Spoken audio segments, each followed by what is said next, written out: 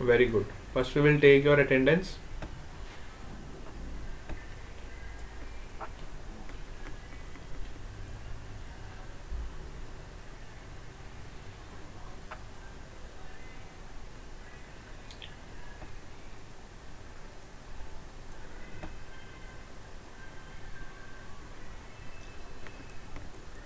Khushi Singh,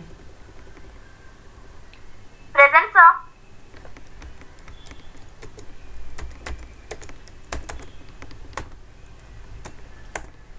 Pooja Patel, Present, sir.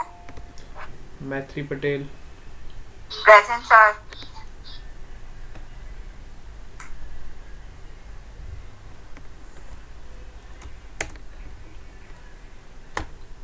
Maitri Shah, Present, sir.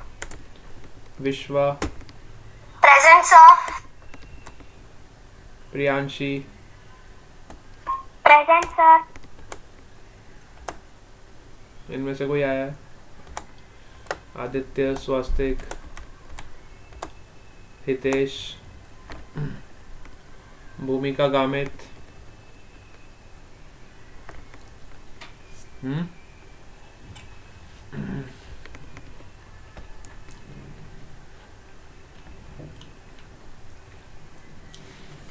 किसका attendance रह गया जल्दी बताओ।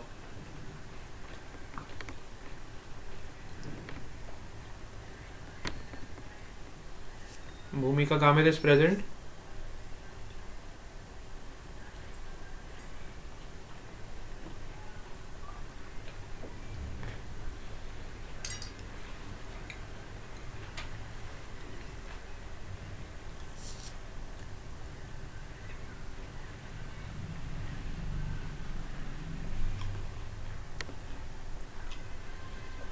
और किसी का अटेंडेंस रह गया तो जल्दी से बताओ, फिर we will start the class.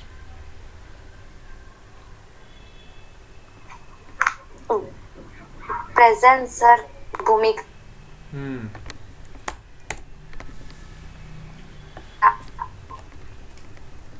Okay, done.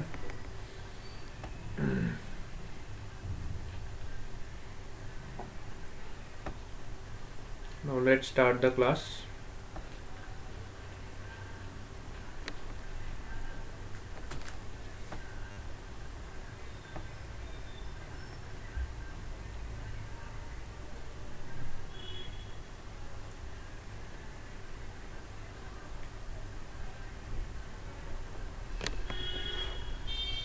Today we are going to study the power.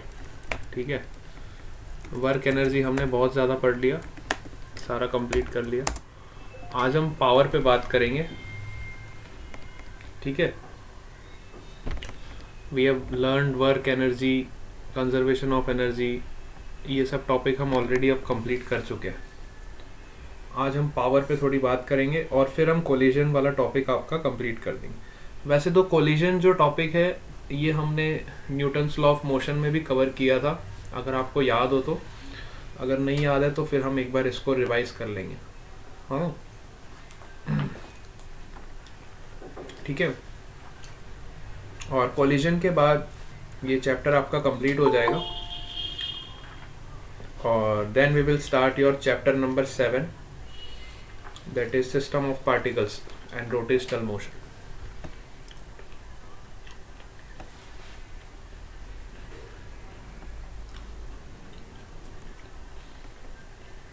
ये MG गेमर कौन है? यस, MG गेमर कौन है बेटा?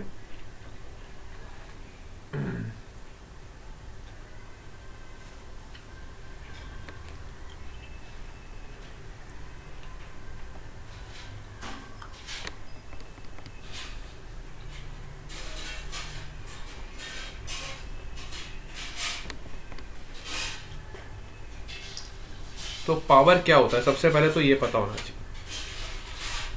What is power? कोई बता सकता है? What do you mean by power?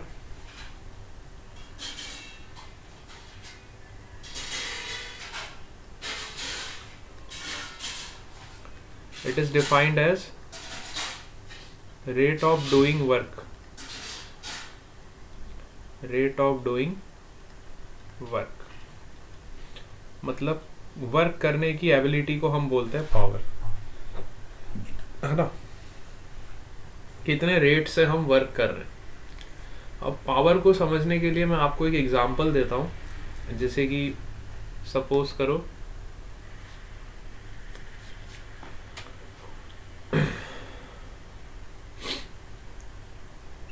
हमारे पास दो तरह के स्टूडेंट्स हैं, this is student 1 and this is student 2। ठीक है, स्टूडेंट 1 ने 50 जूल्स ऑफ वर्क किया इन पुशिंग दिस ब्लॉक, इस ब्लॉक को पुश किया और 50 जूल का वर्क डन किया। और इस वर्क डन को करने के लिए इसको टाइम कितना लगा, लेट्स से 5 सेकेंड्स। ठीक है, स्टूडेंट नंबर 2 ने सेम ब्लॉक को आगे की तरफ पुश करने के लिए जो वर्क डन किया,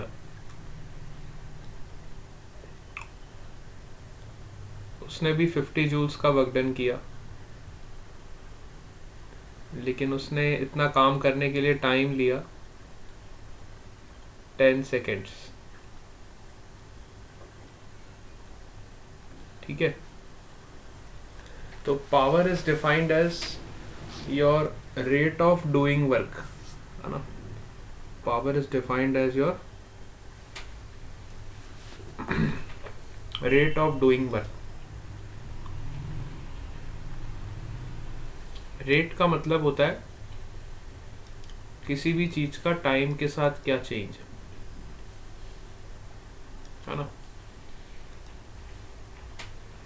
तो बताओ किसका पावर ज्यादा होगा, स्टूडेंट 1 का पावर ज्यादा होगा, स्टूडेंट 2 का पावर ज्यादा होगा।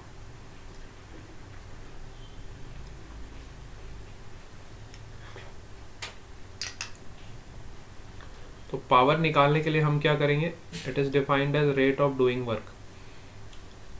तो W वर्क डन तो दोनों का सेम है, टाइम दोनों का अलग अलग है, and P2 is defined as rate of doing work means work done upon time.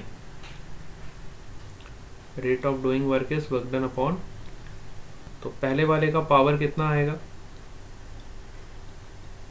50 joules upon 5 seconds equal to 10 joules per second, और you can say 10 what. Joules per second को हम क्या बोलते हैं, वॉट बोलते हैं। Joules per second is known as your watt. Similarly second वाले का पावर कितना होगा, work done is again same 50 joules and time is taken 10 seconds, so power will be 50 by 10 which is 5 joules per second, or you can say 5 watt। तो किसका power ज्यादा है बताओ, दोनों में से कंपेयर करें तो किस स्टूडेंट का पावर ज्यादा हुआ।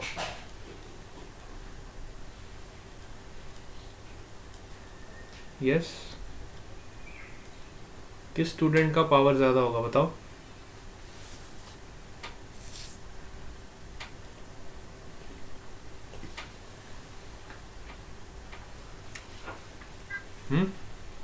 फर्स्ट वाले का, फर्स्ट वाले का पावर है ना, फर्स्ट वाले का पावर ज्यादा हो। Power of first student is greater than power of second student. अच्छा, टाइम किसने ज्यादा लिया, सेकेंड वाले ने कि फर्स्ट वाले ने? सेकेंड वाले, सेकेंड वाले ने ज्यादा टाइम लिया। तो you can say that time interval of second student is greater than time interval of first student.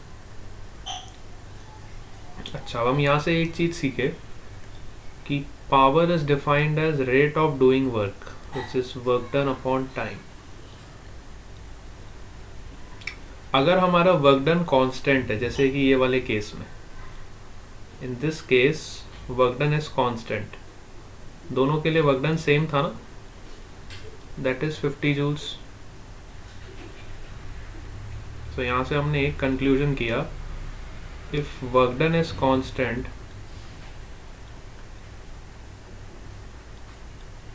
then power is inversely proportional to time, which means जितना ज़्यादा जो टाइम लेगा उसका पावर उतना कम होगा. अगर वर्क डन कांस्टेंट है दोनों का, तो जितना ज़्यादा जो टाइम लेगा उसका पावर उतना कम होगा.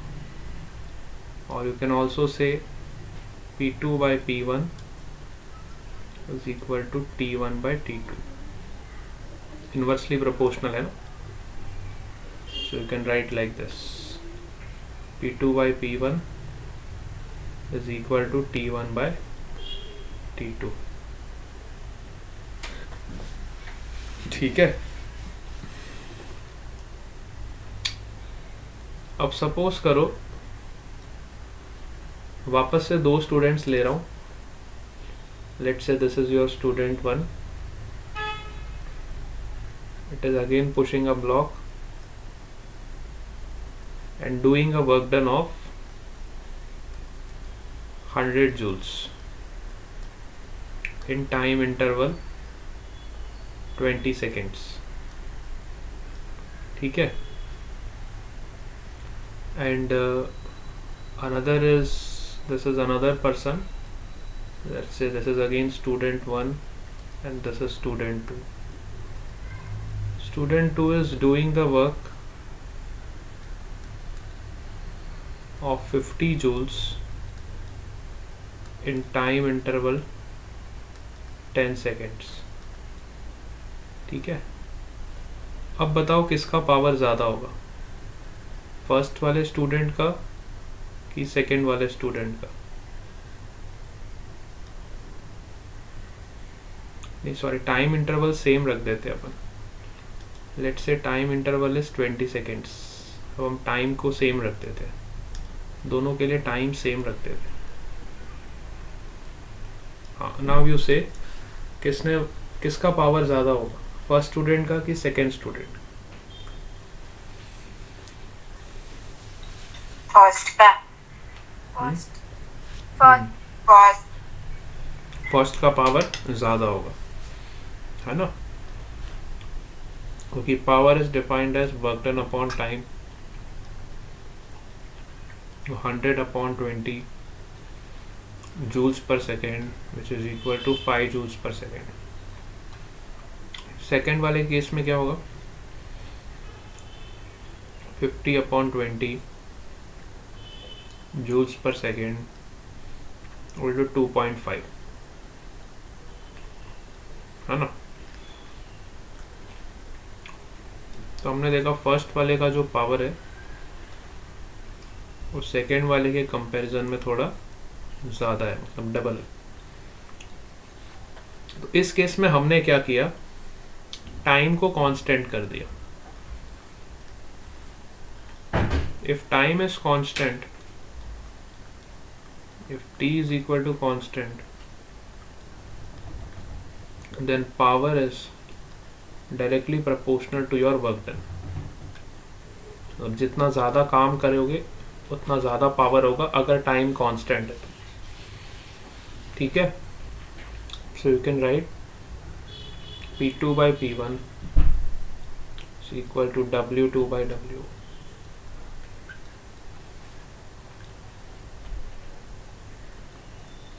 क्लियर हो गया सबको?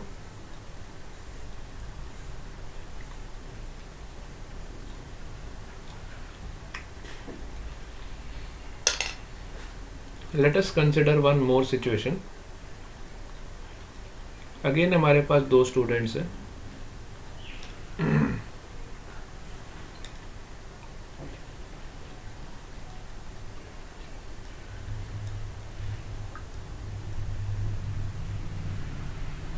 अब सपोज करो इसने वर्क डन किया 100 जूल्स इन 10 सेकेंड्स, और ये वाले स्टूडेंट ने वर्क डन किया 50 जूल्स इन 2 सेकेंड्स। अब बताओ किसका पावर ज़्यादा होगा?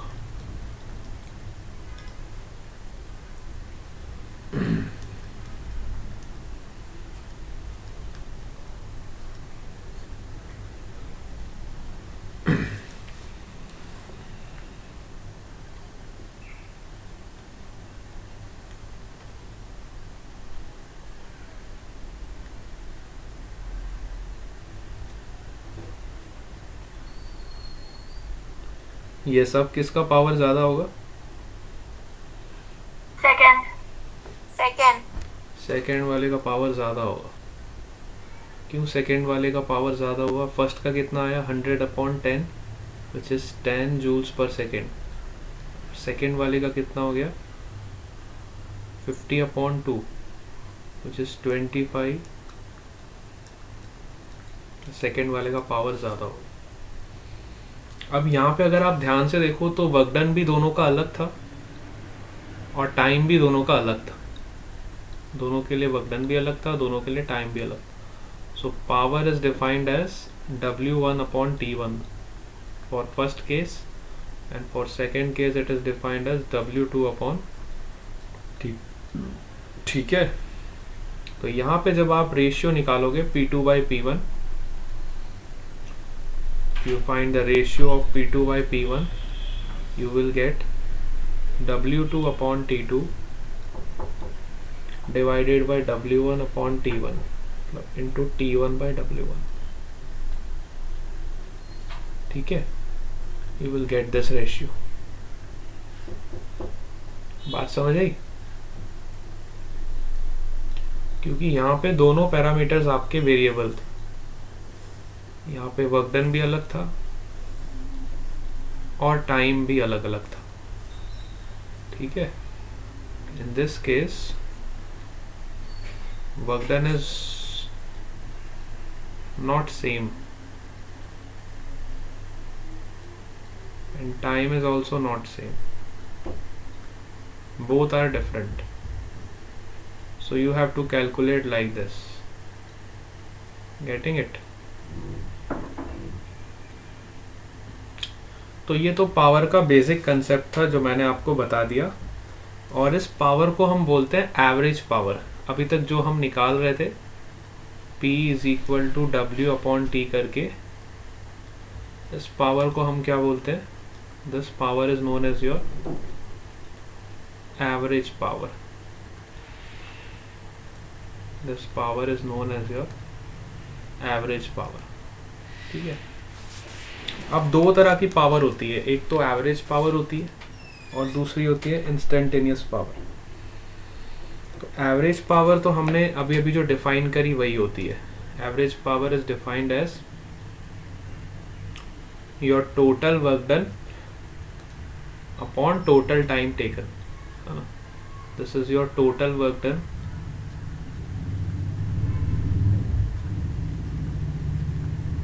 Upon total time. अभी तक हमने जो भी एग्जांपल्स देखे ऊपर, वो सभी एग्जांपल्स किसके थे? एवरेज पावर के एग्जांपल्स थे। ठीक है, average power is defined as your total work done upon total time taken. Getting it or not? Yes sir. है ना? दूसरे टाइप की जो पावर होती है that is your instantaneous power. Second type की जो पावर होती है उसको हम क्या बोलते हैं? Instantaneous power.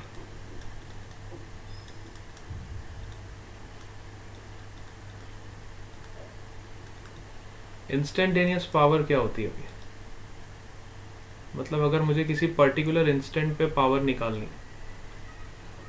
इंस्टेंट का मतलब होता है जैसे कि t = 1 second, t = 2 second, at any particular instant if I want to calculate the power, then how I will calculate this? That is your instantaneous power।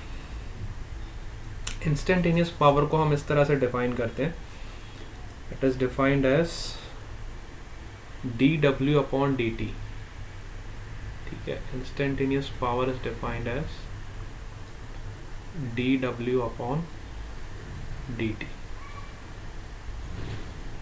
जैसे हम इंस्टेंटेनियस एक्सेलरेशन डिफाइन करते थे dv बाई dt, जैसे हम velocity define करते थे dx by dt, ये सब instantaneous terms. This is your instantaneous acceleration, this is your instantaneous velocity. Similarly, we will define instantaneous power as dw upon dt. Getting it? Yes, sir. अब ये जो dw होता है ना, dw का मतलब होता है बहुत छोटा सा वर्क डन, है ना. dw is your very small work done. dw को हम कैसे डिफाइन करते हैं? dw is defined as f dot ds. ठीक है, work done is small work done is defined as f dot ds. तो I will substitute here. मैं क्या करूँगा, वर्क डन की जगह पे ये वैल्यू सब्सटीट्यूट कर दूंगा. तो मुझे पावर का वैल्यू क्या मिलेगा, देखो, instantaneous power is equal to d by dt of w is equal to f dot ds.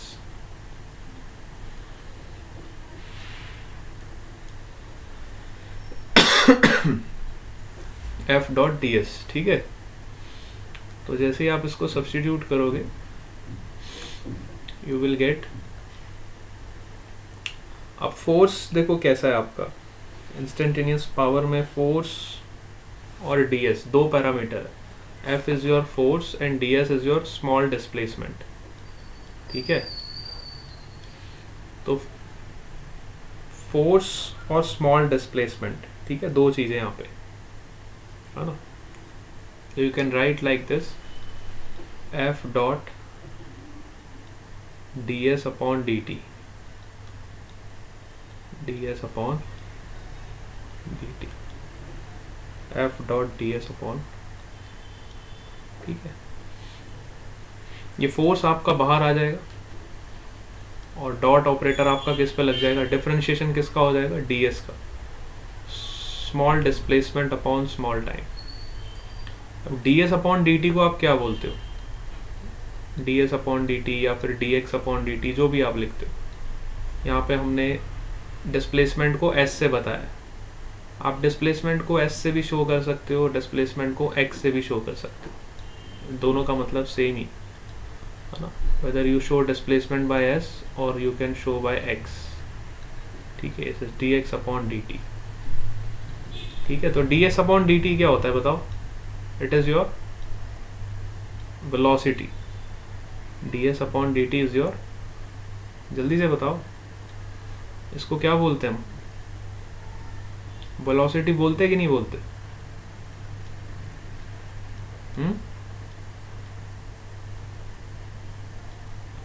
तो instantaneous power is defined as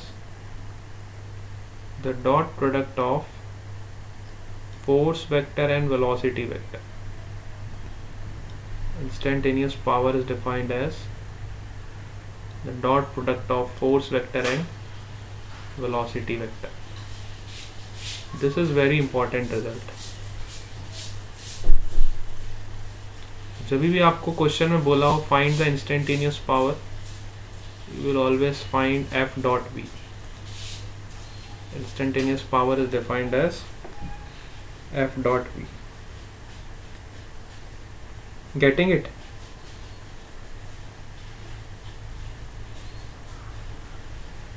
Yes. ये सबको समझ आ गया? Yes or no? Yes, sir. तो इस पे एक एग्जाम्पल देखते हैं छोटा सा. Let us consider one example. Suppose हमें डिस्प्लेसमेंट वेक्टर दिया हुआ है which is 2t square I cap plus 3t j cap. ठीक है, सिमिलरली हमें फोर्स वेक्टर भी दिया हुआ है which is 7i cap plus 8j cap, and we have to find the instantaneous power। Instantaneous power का वैल्यू हमें find करना।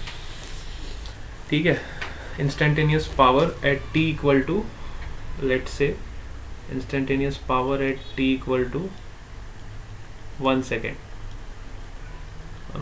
हमें 1 सेकेंड पे पावर का वैल्यू फाइंड करना है कितना हो। हमें डिस्प्लेसमेंट का वेक्टर गिवन है और हमें फोर्स का वेक्टर गिवन है। तो हम सबको पता है कि जो पावर होता है, इंस्टेंटेनियस पावर होता है, वो होता है F dot V, force vector dot velocity vector. तो velocity is defined as d S upon D t और d x upon D t. So आप इसको डिफरेंशिएट करोगे तो हमें वेलोसिटी मिलेगी यहाँ से। डिस्प्लेसमेंट वेक्टर क्या दिया, 2t square I cap plus 3t J cap, है ना। तो velocity is defined as, you can write here F dot D S upon D T, F dot D S upon D T, मतलब S vector क्या दिया है आपको, D by D T of 2t square I cap plus 3t J cap. तो अब vector को differentiate कैसे करते हैं मैंने आपको ऑलरेडी बताया हुआ है। वेक्टर को डिफरेंशिएट कैसे किया जाता है, देखो फोर्स वेक्टर तो एज इट इज आपका रहेगा। ये जो डिफरेंशिएशन वाला साइन है ये हर कंपोनेंट पे अप्लाई हो जाएगा। ठीक है, means F dot D by D T of 2t square I cap plus D by D T of 3t J cap. ठीक है, so you can write f dot d by dt of 2t square। 2t square का differentiation कितना होता है बताओ, what is the derivative of 2t square? 4t। 4t, very good। So you will get 4t I cap, and what is the derivative of 3t? 3। 3, so you will get 3j cap। ठीक है, अब force का value हमें already देवन है 7i cap plus 8j cap। Now I will substitute here 7i cap plus 8j cap, this is the value of force. अब इसका dot product कराना है किसके साथ, 4t I cap plus 3j cap। this will be your instantaneous power at t seconds। तो इसको dot product कैसे कराते हैं जरा मेरे को बताओ, how to do the dot product. ये तो हम काफी अच्छे से सीख चुके हैं। इसका डॉट प्रोडक्ट कैसे करेंगे जरा बताओ। Yes, 7i cap into 4t I cap। तो i डॉट आई तो 1 हो जाएगा ना, तो 7 इंटू क्या हो जाएगा 4t, so we will get 28t। और j वाले को किससे मल्टीप्लाई करेंगे, 3 से। ये कितना हो जाएगा, 8 3 ज़ा 24। अब मैंने आपको पावर कितने सेकेंड पे पूछा है, 1 सेकेंड पे। तो t की वैल्यू हम क्या सब्स्टिट्यूट करेंगे, 1 second. So we substitute here 28 into 1 plus 24 कितना हो जाएगा यहाँ से बताओ, 52 हो जाएगा ना, 52। Yes sir. joules per second, or you can say 52 watts.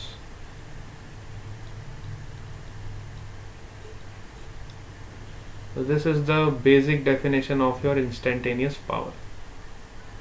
तो अभी हमने दो चीज़ें डिस्कस करी. पहले तो हमने एवरेज पावर डिस्कस किया, हमने डिफरेंट केसेस देखे कि कैसे पावर आपका रिलेट करते हैं हम वर्क डन के साथ, है ना. तो ये सारे केसेस हमने डिस्कस करे. इसके अलावा पावर के डिफरेंट यूनिट्स होते हैं, जैसे कि हॉर्स पावर, है ना. हॉर्स पावर, अब हॉर्स पावर की इसकी जो कहानी है ना बहुत पुराने टाइम की है. HP में इसको हम लिखते हैं हॉर्स पावर. मतलब कोई भी इंजन जो डिज़ाइन होता है, जैसे कोई कार का इंजन आपने डिज़ाइन किया, तो पुराने ज़माने में क्या होता था, इंजन्स नहीं होते थे, घोड़े चलते थे, है ना. घोड़े होते थे, घोड़े चलते थे, है ना. तो घोड़े चलते थे, तो जो पावर को है ना हॉर्स के टर्म में कंपेयर किया जाता. जैसे एक घोड़े की कितनी ताकत होती, पहले तो एक घोड़े पे जाते थे ना लोग, 1 हॉर्स. तो एक घोड़े की जितनी पावर होती है उसको बोलते हैं 1 हॉर्स पावर, है ना. तो अब जब इंजन मॉडर्न टाइम आ गया, ये तो ओल्ड टाइम की बात थी, है ना. आपने अपनी गाड़ी में 2 घोड़े लगा दिए तो आपके पास 2 हॉर्स की पावर हो गई. आपने अपनी गाड़ी में 3 घोड़े लगा दिए तो 3 हॉर्स की पावर हो गई. अब जो मॉडर्न टाइम आ गया, तो मॉडर्न टाइम में अब हम घोड़े तो नहीं चलाते. तो घोड़े नहीं चलाते तो पावर को डिफाइन हमने वॉट्स में किया, है ना. जो हमारे मॉडर्न इंजन्स थे, इसमें हम पावर को डिफाइन करते थे वॉट में, किलोवाट में, मेगावाट में,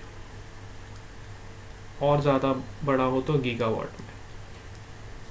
ठीक है, इस तरह से हम डिफाइन करते हैं. लेकिन horse power is also concept of power, तो इसलिए हमने हॉर्स पावर को डिफाइन किया. और एक हॉर्स पावर में कितने वॉट्स होते हैं, दैट इज योर 746 वॉट्स. एक हॉर्स पावर में कितने वॉट होते हैं, 746 what. This is very important result. कई बार एग्जाम में क्वेश्चन आ जाता है कन्वर्जन पे, है ना, कि हॉर्स पावर में बताओ कितना पावर होगा. जैसे सपोज करो ऊपर वाला एग्जांपल ले ले, हमारा आंसर क्या आया था 52 वॉट. तो इसको हॉर्स पावर में कन्वर्ट करोगे तो कितना होगा, ये कन्वर्ट करके देख लो. 1 हॉर्स पावर में 746 वॉट है, तो 52 वॉट्स में कितने हॉर्स पावर हो जाएंगे, यहाँ से आप कन्वर्ट कर सकते हो. तो कई बार हमें एग्ज़ाम में जो क्वेश्चन पूछा होता है उसमें हमें हॉर्स पावर में आंसर निकालना होता है. तो एक कन्वर्जन फैक्टर आपको पता होना चाहिए. ठीक है. इसके अलावा जैसे कि हम घर में जो लाइट का कंजम्पशन करते हैं, उसको जो हम मेजर करते हैं, उसको मेजर करते हैं हम किलोवाट आवर में. आपने देखा होगा घर में जो आपका इलेक्ट्रिसिटी का बिल आता है, इलेक्ट्रिसिटी के जो आपके बिल्स आते हैं, उसमें लिखा होता है कि आपने 1 मंथ में कितने यूनिट्स कंज्यूम किया, 1 मंथ में कितने यूनिट्स इलेक्ट्रिसिटी आपने कंज्यूम किया, है ना. तो यूनिट्स का मतलब क्या होता है, यूनिट्स का मतलब यही होता है किलोवाट आवर. यूनिट्स का मतलब होता है किलोवाट आवर. ठीक है. अब ये किलोवाट आवर क्या होता है, तो किलोवाट आवर का मतलब होता है, देखो 1 किलोवाट में कितने वॉट्स होते हैं, कोई बता सकता है. 1 kilowatt is equal to 1000 watt. And 1 hour में कितने सेकेंड्स होते हैं, 1 आवर में 60 मिनट्स होते हैं, और 1 मिनट में 60 सेकेंड्स होते हैं. तो जब आप इसको मल्टीप्लाई करोगे यू विल गेट 361234 इंटू 10 की पावर 5. वॉट का मतलब होता है joules per second into second, तो सेकेंड से सेकेंड कैंसिल हो गया. तो इतने जूल्स ऑफ एनर्जी हमने कंज्यूम कर ली। तो आपका जो लाइट बिल आता है, उस लाइट बिल में लिखा होता है you have consumed 28 unit, suppose you have consume suppose 28 units. तो 28 यूनिट्स का मतलब आपने कितना एनर्जी कंज्यूम कर लिया पता है? आपने कंज्यूम कर लिया 28 इंटू 36 इंटू 10 की पावर 5 जूल्स। इतना एनर्जी आपने कंज्यूम कर लिया। ठीक है, 1 यूनिट का मतलब ये होता है, तो 28 यूनिट्स का मतलब ये हो जाएगा। मतलब इतने जूल्स ऑफ एनर्जी हमने कंज्यूम करी। और 1 यूनिट की कुछ कॉस्टिंग होती है, आपने देखा होगा इलेक्ट्रिसिटी बिल में 1 यूनिट की कुछ ना कुछ कॉस्टिंग होती है। तो उस कॉस्ट के हिसाब से हमारा जो लाइट बिल होता है हमारे घर में आ जाता है। अगर आपने नहीं देखा तो आज ही देखना, उसमें यूनिट्स में आपका कैलकुलेशन किया हुआ रहता है। सो इलेक्ट्रिसिटी बिल्स में भी हम जो यूनिट यूज़ करते हैं that is your kilowatt hour. But सबसे इम्पॉर्टेंट बात समझने की ये है कि kilowatt hour is a unit of energy, it is not a unit of power. जैसे ही मैंने किलोवाट को आवर से मल्टीप्लाई किया, this is your 1 unit, this is not power. बच्चे यहाँ पे गड़बड़ करते हैं। This is not power, this is energy. This is not power, this is your energy. आप कन्वर्ट करके देख लो ना, किलोवाट आवर को अभी अभी हमने कन्वर्ट किया, वॉट और सेकेंड में कन्वर्ट किया, फिर उसको हमने सेकेंड से सेकेंड कैंसिल हो गया, तो हमें फाइनल आंसर किस में मिला? जूल्स में मिला। तो joule is a unit of energy, it is not a unit of power. So kilowatt hour is not a power, it is the unit of energy. ठीक है, it is the unit of energy. अब कई बार exam में dimension पूछ लिया जाता है कि पावर का डायमेंशन क्या होता है ना? पावर का जो यूनिट है वॉट, वो पता है किसके नाम पे पड़ा? पावर का जो यूनिट है ना वॉट, ये जेम्स वॉट करके एक साइंटिस्ट था, उसके नाम पे यूनिट रखा गया। जेम्स वॉट करके एक साइंटिस्ट था जिसने स्टीम इंजन पे डिस्कवरी की थी, है ना? इसने स्टीम इंजन पे इनोवेशंस किए थे, स्टीम इंजन पे इसने बहुत सारे इनोवेशंस किए थे, और इसी के नाम पे पावर का यूनिट रखा गया विच इज़ वॉट। ठीक है। अच्छा, कई बार एग्जाम में पावर का डायमेंशन पूछ लिया जाता है। What is the dimension formula for power? तो क्या आप निकाल के बता सकते हो कि पावर का डायमेंशन फॉर्मूला क्या होगा? Very important. What is the dimension formula for power? Any one of you?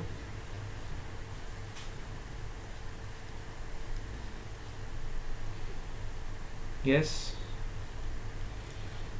आप लोगों को मेरी आवाज तो सुनाई दे रही है ना?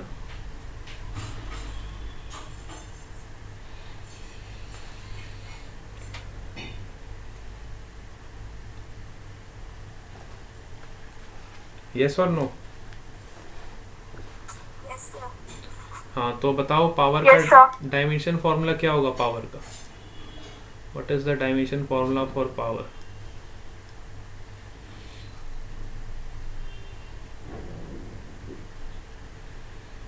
वर्क डन का डायमेंशन क्या होता है? Work done is defined as F dot S. Force का डायमेंशन क्या होता है? MLT minus 2। MLT minus very good.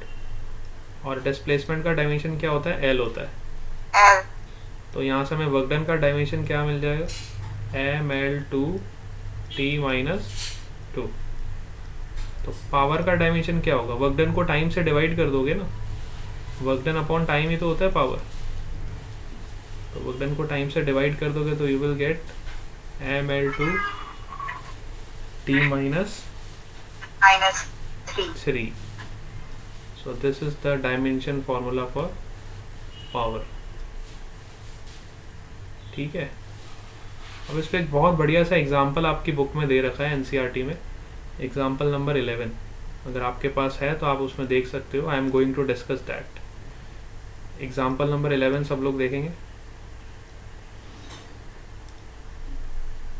Example number 11. I hope so आप लोगों ने प्रीवियस 10 एग्जाम्पल्स अपनी नोटबुक में सॉल्व कर लिए होंगे, which are very important examples. Example number 11. An elevator can carry a maximum load of 1800 kg. मतलब एक एलिवेटर है, एक लिफ्ट है, और ये मैक्सिमम लोड मतलब इसका खुद का वेट और पैसेंजर का वेट दोनों मिला के कितना होता है टोटल 1800 kg ये कैरी कर सकती है. It is moving up with a constant speed of 2 metre per second. अब ये जो एलिवेटर है ये ऊपर की तरफ चल रही है कांस्टेंट स्पीड के साथ, which is 2 meters per second. The frictional force opposing the motion is 4000 Newton. अच्छा, फ्रिक्शनल फोर्स जो इसको अपोज कर रहा है ना, friction force is a opposing force which is 4000 Newton. Then determine the minimum power delivered by the motor to the elevator in watts as well as in horsepower. ठीक है. Friction force इसको क्या करेगा, oppose करेगा. Oppose करेगा तो जैसे lift आपकी ऊपर की तरफ जा रही है तो फ्रिक्शन फोर्स नीचे की तरफ लगेगा, है ना. Friction force will act in downward direction, और नीचे की तरफ इस पे एक फोर्स और लगेगा which is your mg force. mg भी नीचे की तरफ लगेगा, है ना. तो टोटल फोर्स कितना लगेगा नीचे की तरफ, टोटल फोर्स नीचे की तरफ कितना लगेगा. Net force in downward direction will be friction force plus mg force. Friction force is already given, which is 4000 Newton, and mg force will be 1800 into g, which is 10, है ना. So you will get कितना हो जाएगा ये 22,000 Newton. ये आपका net force होगा downward direction. तो अगर मुझे लिफ्ट को ऊपर की तरफ उठाना है 2 मीटर पर सेकेंड से, है ना, तो पावर इज डिफाइंड एज, देखो power is defined as F dot we.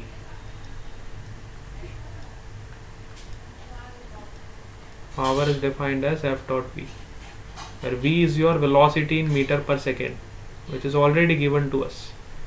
So I will multiply directly 22,000. F dot V का मतलब क्या होता है, एफ वी cos थीटा. समझ आ रही है. F dot V का मतलब F we cos theta.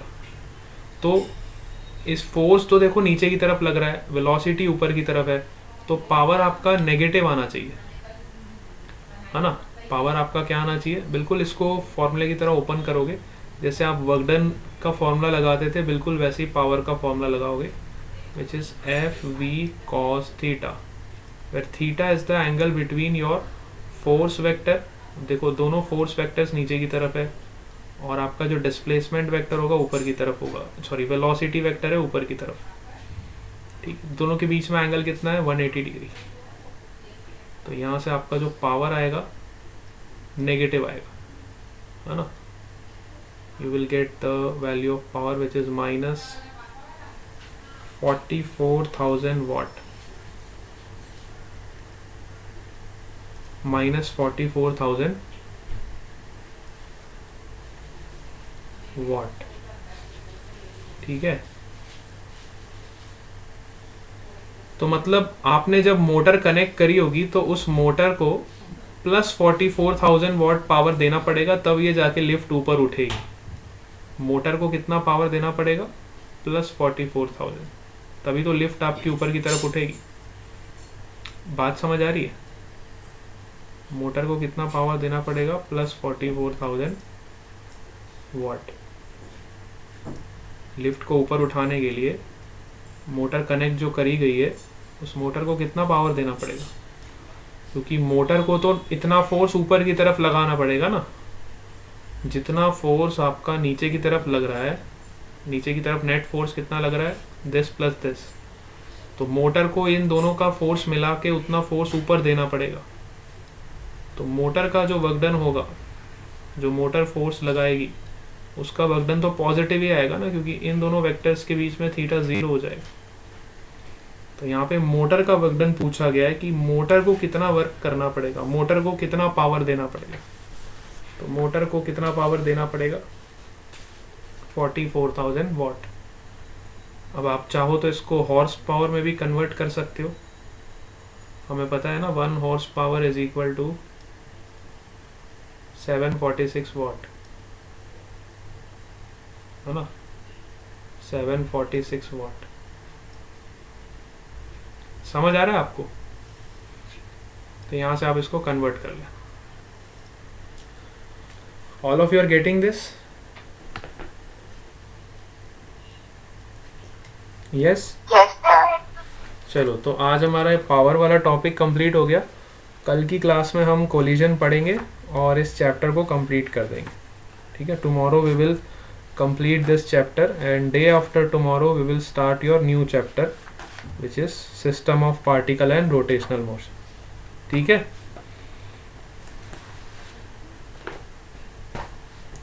Okay, bye bye to all of you.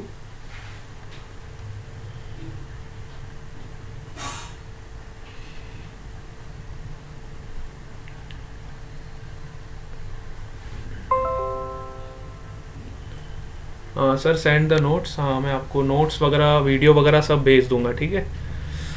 दोनों चीज़ें सेंड कर दूंगा, आज सारे वीडियोस भेज दूंगा।